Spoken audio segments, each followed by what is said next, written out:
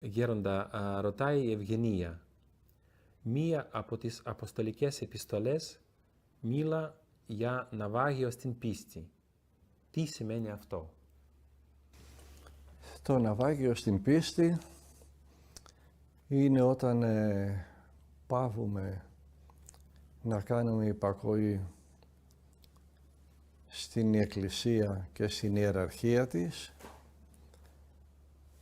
και βρίσκουμε ότι κάνουν λάθη, ενώ εμείς δεν κάνουμε. Βρίσκουμε ότι εκείνοι σφάλουν σε θέματα πίστεως, ενώ εμείς όχι.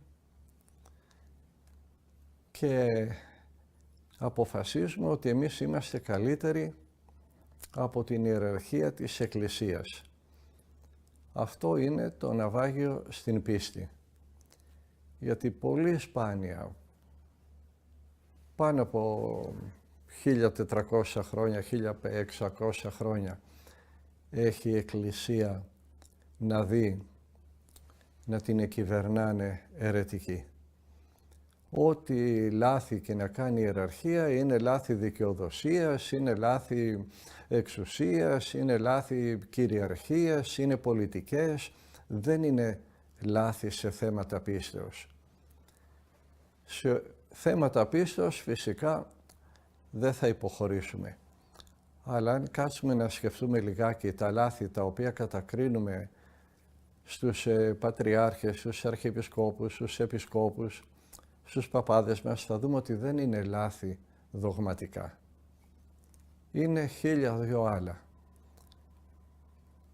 Και λάθη να είναι, εκεί εμείς θα πρέπει να ακολουθήσουμε την Εκκλησία, γιατί δεν είναι λάθη σε θέματα πίστεως. Επειδή όμως εμείς έχουμε πάντα μεγάλη ιδέα για τον εαυτό μας,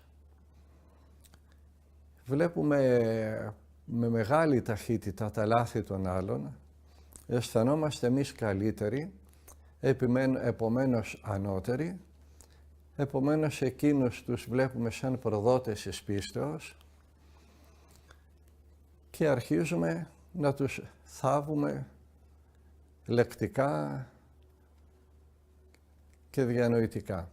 Αυτό είναι το να ξεπέσει κανείς από την πίστη του. Το να πάρει η ιεραρχία μια απόφαση,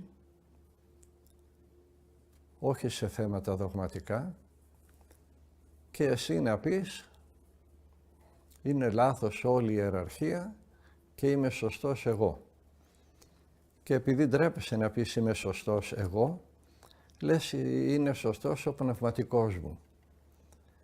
Και εγώ ακολουθώ το πνευματικό μου και θα κάνω ό,τι μου πει ο πνευματικός μου, ο οποίος νηστεύει, ο οποίος αγρυπνεί, ο οποίος ασκεί παρθενία, και δεν σκεφτόμαστε ότι όλα αυτά ναι μεν είναι αξιοθαύμαστα, αλλά τα έχει και ο διάβολος. Το θέμα είναι αν ο πνευματικός μας ακολουθεί την Εκκλησία. Αν δεν ακολουθεί την Εκκλησία, να αφήσουμε το πνευματικό και να πάμε με την Εκκλησία. Γιατί πολλές φορές για να νιώσουμε ανώτεροι,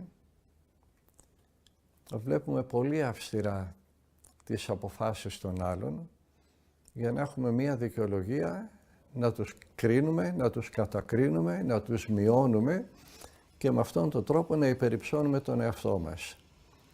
Αλλά επειδή δεν θέλουμε να λέμε ότι είμαστε εμείς ανώτεροι, εμείς είμαστε καλύτεροι, εμείς είμαστε πιο σωστοί, λέμε ότι αυτοί είναι προδότες της πίστεως, αυτοί προσκυνήσανε τον άρχοντα του κόσμου τούτου, αυτοί...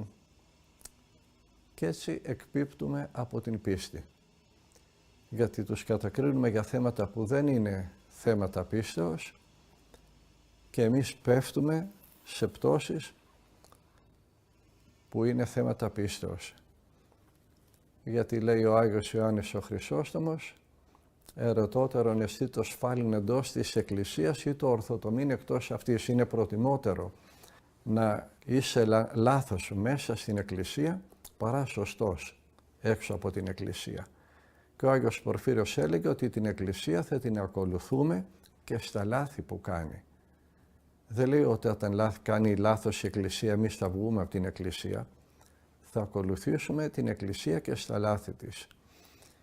Και όταν έχουμε αυτή την ταπείνωση, που είχαν οι Άγιοι από τον Άγιο Ιωάννη τον Χρυσόστομο μέχρι τον Άγιο Πορφύριο, και παραμείνουμε στην Εκκλησία, θα έρθει η ώρα που θα διαπιστώσουμε ότι τα λάθη που καταδικάζαμε δεν ήταν δόγματα πίστεως.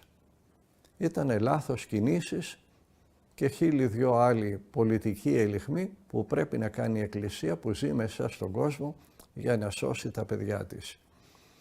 Όταν όμως αποφασίζουμε ότι όλη η ιεραρχία κάνει λάθος και ο πνευματικός μας με κανένα δυο άλλους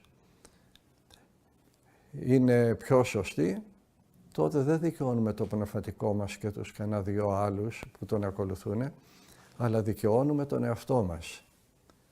Και επειδή είμαστε πονηροί και δεν θέλουμε να πούμε έχω εγώ δίκιο και όλη η Εκκλησία έχει λάθος, λέω ο πνευματικός μου, ο Άγιος άνθρωπος έχει δίκιο και εγώ πάω μαζί του. Και βγαίνουμε από την Εκκλησία. Αυτή είναι η έκπτωση της πίστεως, γιατί είναι δείγμα υπερηφανίας. Έλλειψη ταπείνωσης.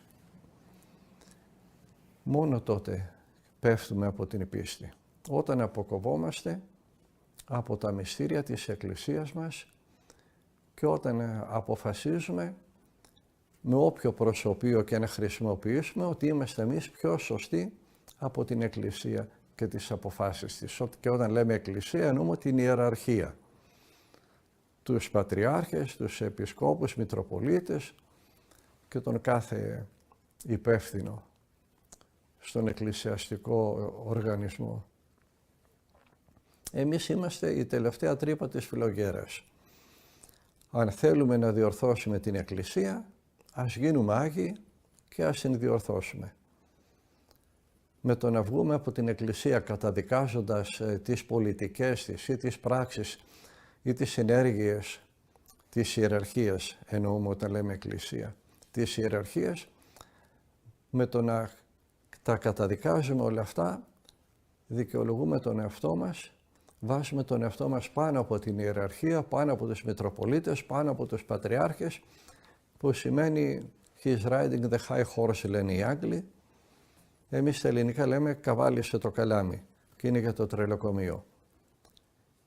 Και επειδή δεν θα παραδεχτούμε ποτέ ότι έχουμε ξεπέσει τόσο, φοράμε το φωτοστέφανο του μάρτυρα και όταν μας αρχίσουν και μας περιποιούνται όπως μας χρειάζεται, εμείς παρασταίνουμε τους μάρτυρες. Με διώκουνε για την αλήθεια. Ποια αλήθεια? Έχεις εσύ την αλήθεια και ο πνευματικός σου και είναι μέσα στο σκοτάδι πατριάρχες, αρχιεπίσκοποι και μητροπολίτες? Εάν το πιστεύει κάποιος αυτό, το επόμενο βήμα δεν είναι η αίρεση που θα πέσει, είναι το τρελοκομείο. Γι' αυτό αν θέλουμε να μην ξεπέφτουμε στην πίστη μας, να εξομολογόμαστε, να κοινωνάμε